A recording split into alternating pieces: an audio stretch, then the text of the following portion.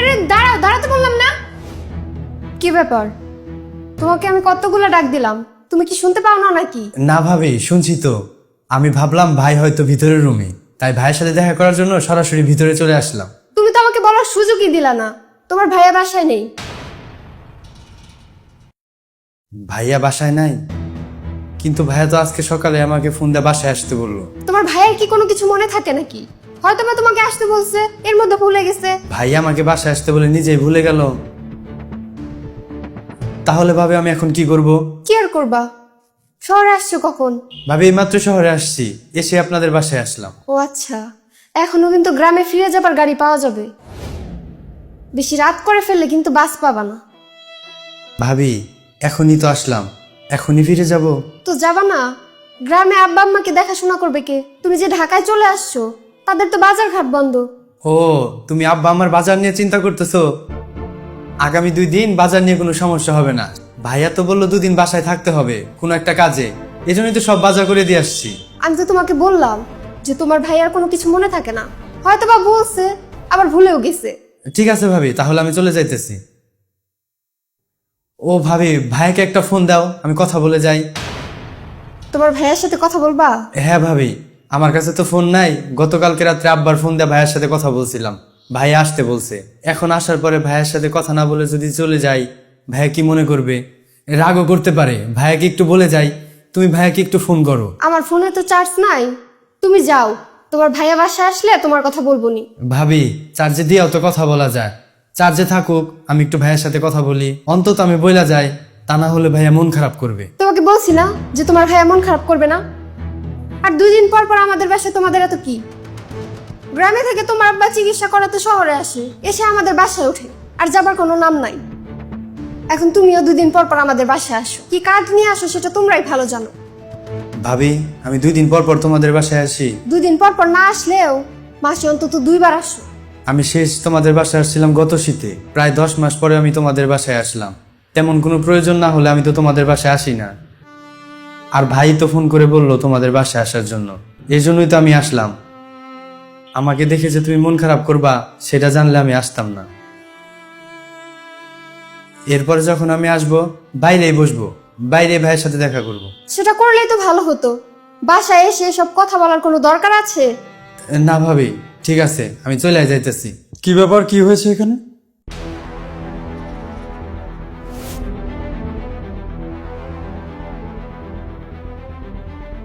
ভাইয়া তুমি বাসায় আছো? হ্যাঁ বাসায় তো, আমি সারাদিনই তো বাসায়। তোকে না আজকে সকাল সকাল চলে আসতে বললাম, তুই আসতে এত দেরি করলি কেন? আসছি তো অনেকক্ষণ আগেই, কিন্তু ভাবি বলল। আমি বললাম যে এত দূর থেকে আসছো, ঠান্ডা ঠান্ডা একটু শরবত খাও, তারপর না হয় তোমার ভাইয়ের সাথে কথা বলো।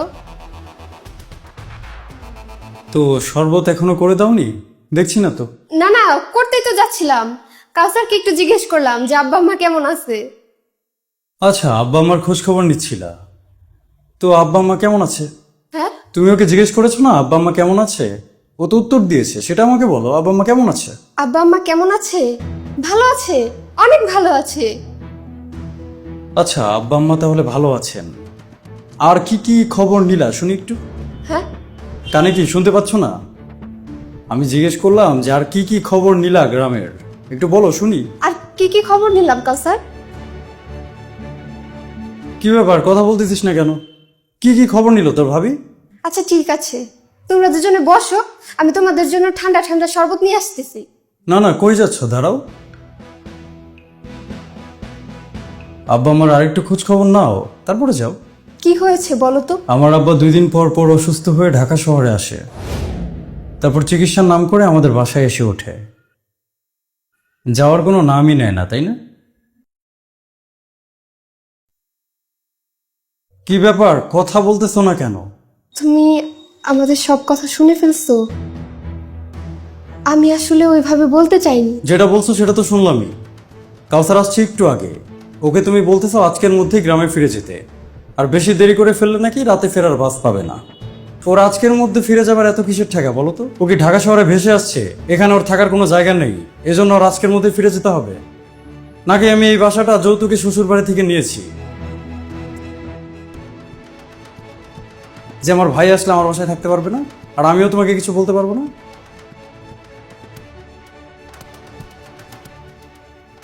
এটা আমার উপার্জিত কষ্টের টাকায় তৈরি করা বাসা। এখানে আমার ভাই আসবে, আমার বাবা আসবে, মা আসবে, সেটা নিয়ে তোমার এত কষ্ট থাকতে পারে বলে তো আমার মনে হয় না। যদি তোমাদের বাড়িতে ঘর জামাই থাকতাম, আমার ভাইকে কথা শোনাতা, আমার বাবাকে মাকে কথা শোনাতা, হয়তো মেনে নিতাম। ঘর জামাই তো না আমি, কথা বলার মুখ আমার আছে। এই যে এত কষ্ট করি, কার জন্য করি?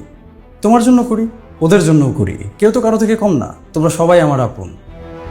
এখন তোমার চোখে যদি ওরা কাটা হয়ে যায়, সেটা তো সমস্যার বিষয়। আমার বাড়ি গাড়ি টাকা পয়সা সবকিছু তুমি একাই পেয়ে বসছো, তাদের কোনো হক নেই। যদি তুমি এমনটা মনে করো, তাহলে তুমি বোকার স্বর্গে বাস করতেছো। ভাইয়া থাক, ভাবি আমাকে কিছু বলে নাই, তুমি ভাবিকে কিছু বলো না। এই তুই থাম, তোর কেউ কিছু বলতে বলছে? তোকে আমি আমার বাসায় আসতে বলছি একটা দরকারে। তুই বাসায় আসবি, 5-7 দিন থাকবি, তোর ভাবি তোকে আদর যত্ন করবে, তারপরে তুই বাড়িতে যাবি। তুই সকালে আসছিস, বিকালে আমার বাড়ি থেকে বের হয়ে যাবে, এই জন্য তোরা আসতে বলছি। এটা যে একটা সমস্যার বিষয়, তুই বুঝতেছিস না? বুঝতেছিস না? আমি তো বুঝতেছি। আমি আসলে ওভাবে বলিনি, তুমি কিছু মনে করো না। না না, আমি কি মনে করব? আমি তো কিছু মনে করছি না। মনে করবে তো আমার ভাই। আজকে না হয় ও ছোট, কিছুদিন পর বিয়ে করবে, বাচ্চা কাচ্চা হবে, তারপর জীবনের একটা সময় গিয়ে ও মনে করবে ওর ভাই কাপুরুষ। ওর ভাই প্রতিবাদ করতে জানে না, কিছু বলতে জানে না, নিজের ছোট ভাইয়ের চোখে এত ছোট হওয়ার মতো সাহস আমার নেই। তোমার এসব বেয়াদবিকে আমি যদি আজকে প্রশ্রয় দেই, ভবিষ্যতে আমার ভাই আমাকে কাপুরুষ মনে করবে, সেটাই স্বাভাবিক। কিন্তু আমি তো কাপুরুষ না, আমি তো তোমার এসব বেয়াদবিকে প্রশ্রয় মোটেও দিব না। আমার ছোট ভাই আমার বাসায় আসছে, ও আমার বাসায় থাকবে। আর আব্বা আম্মাকে কালকে যে আমি নিয়ে আসবো গ্রামে থেকে, যদি নাও আসতে চাই জোর করে নিয়ে আসবো। আব্বা আম্মার তো আবার স্বভাবটা ভালো না, তারা আবার গ্রাম থেকে আসতে চায় না। এই সুযোগটাই আবার তুমি পেয়ে বসছো, সবকিছু তোমার একার হয়ে গেছে। এখন আমি কি করবো? আব্বা আম্মাকে জোর করে বাসায় নিয়ে আসবো, তারা এই বাসায় থাকবে। তুমি একটা কাজ করো, তোমার ব্যাগট্যাগ গুছিয়ে বাড়িতে চলে যাও। আমি তোমার আব্বার সাথে কথা বলে তোমাকে পরে নিয়ে আসবো। বাড়িতে যাব মানে? মানে তোমাদের বাড়িতে যাবা? তোমাদের বাড়ি চেনো না? যাও। আমি পরবর্তীতে তোমার আব্বা আম্মার সাথে এই বিষয়ে কথা বলবো, কথা বলে তারপর তোমাকে নিয়ে আসবো। যদি তুমি আমার বাবা মাকে নিজের বাবা মা মনে করো, আমার ভাইকে নিজের ভাই মনে করো, তাহলে তোমার পরিবারের লোকজনের সাথে কথা বলে আমি সেভাবে তোমাকে সসম্মানে নিয়ে আসবো। আর যদি সেটা না মনে করতে পারো, সেটারও একটা ফয়সালা আছে, মুরব্বীরা আছেন, মুরব্বীরাই সেটা করবেন। আমি আসলে বুঝতে পারিনি। না, বোঝো নাই সেটা তো কোনো কথা হতে পারে না। তুমি তো আর ছোট বাচ্চা না, বোঝার মতো যথেষ্ট বয়স তোমার হয়েছে। আর তুমি না বুঝলেও আমি অনেক কিছুই বুঝতে পারছি। তোমার যে ধরনের কথাবার্তা, যে ধরনের আচার আচরণ, আমার সন্তান বড় হয়ে যদি দেখে তার মায়ের মুখের ভাষা এমন, আচার আচরণ এমন, সেটা তার জন্য মোটেও ভালো হবে না। সে এমনটা শিখতেও পারে।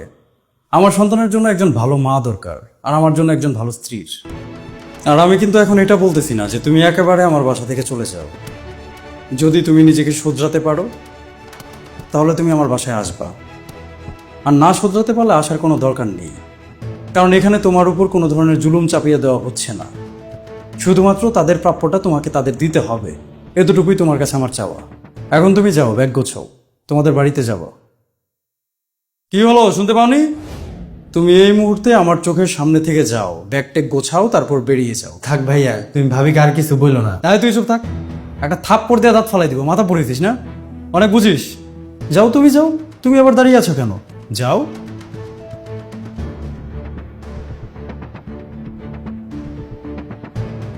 ভাইয়া, ভাবি অনেক কষ্ট পাইছে। তোর ভাবি যে কষ্ট পাচ্ছে সেটা আমি বুঝি, কিন্তু তার ব্যবহারে তোরাও তো কষ্ট পাস, সেটাও তো তার বোঝা উচিত।